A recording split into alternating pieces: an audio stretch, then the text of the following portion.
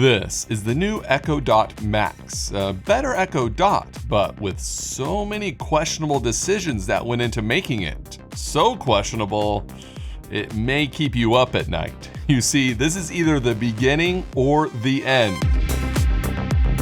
Alright, first let's see where the Echo Dot Max fits in. It has basically all the same features as the previous Echo 4th Gen, Zigbee hub, and a Thread border router inside to connect to more smart home devices. Also some onboard sensors, temperature and presence detection that you can use to run routines. On Amazon's website, it also said there's a light sensor, but I didn't see that in the device settings or as an option for triggering routines. So it's either a typo or not activated yet, not sure. And just like the previous Dot, there's an accelerometer in here that can detect taps to pause or play the music, stop a timer, and stuff like that. And as you probably noticed, the controls look different now.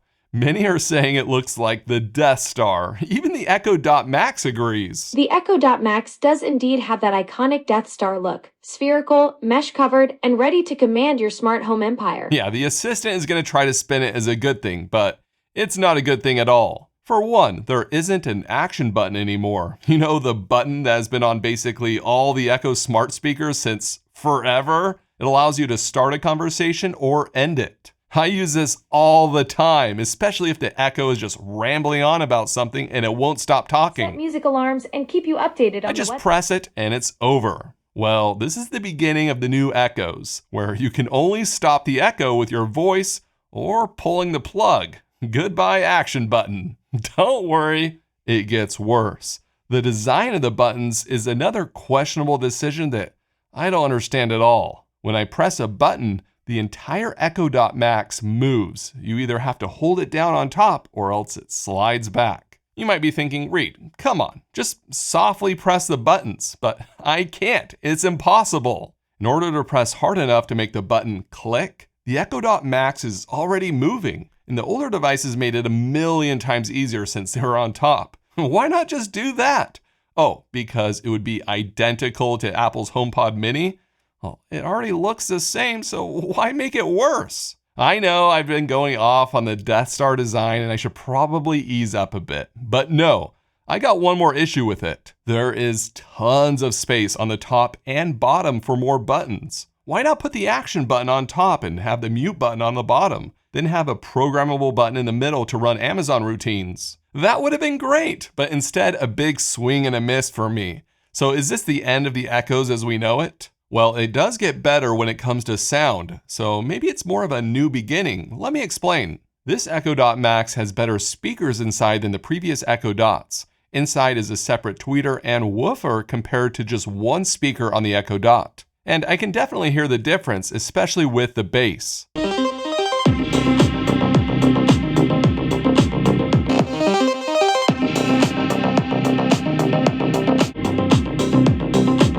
So music sounds much better, but to be fair, I am comparing a $100 speaker to a $50 one. So what happens when I compare it to the Echo 4th Gen, which was also $100?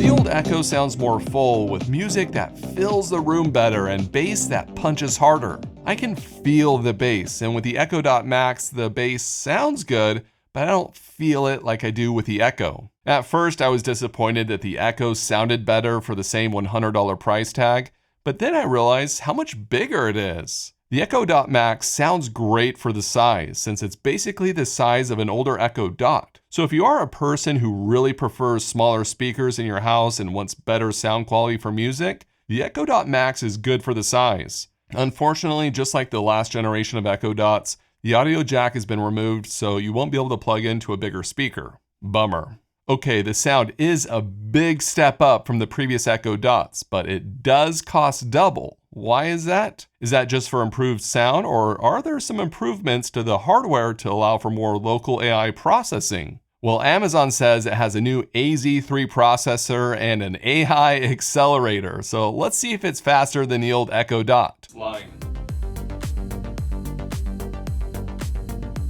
Admiral Akbar's most famous line is "It's a trap."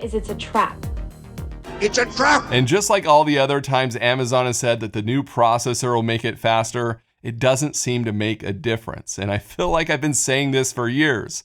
Actually, I have. Couldn't really tell a difference because it's difficult to compare. They update it every generation and I can never tell the difference from the previous one. So I'm like, okay, maybe it's used to run AI tasks locally. And who better to ask than the Echo.Max herself? I can now remember things for you, summarize your schedule, and even help plan trips offline. You can plan my trip offline? Yes, I can help plan trips offline. I can suggest destinations, create itineraries, and provide travel recommendations using trusted resources like Photos, all without needing an internet connection. Whoa, time out! So I was asking all these questions yesterday, and it was giving me completely different answers. It was saying it could do way less stuff, like only timers and setting alarms and things like that. Now it's saying all of this. So I unplugged the internet to see if it could actually do all the things it was saying it could do offline. And I have a very bad feeling about this. a trip for me? Sorry, I didn't get that. The internet isn't reachable. Can you set a timer for me? Sorry, I didn't get that. The internet isn't reachable. Yeah, it can't even set a timer offline. It was hallucinating, just making up all that stuff.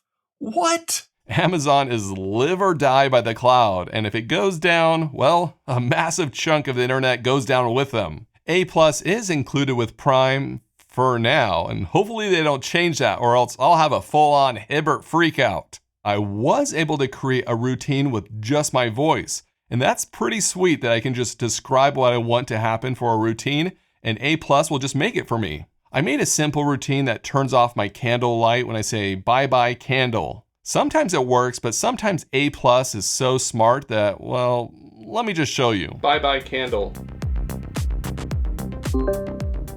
Bye-bye candle. Searching for candles.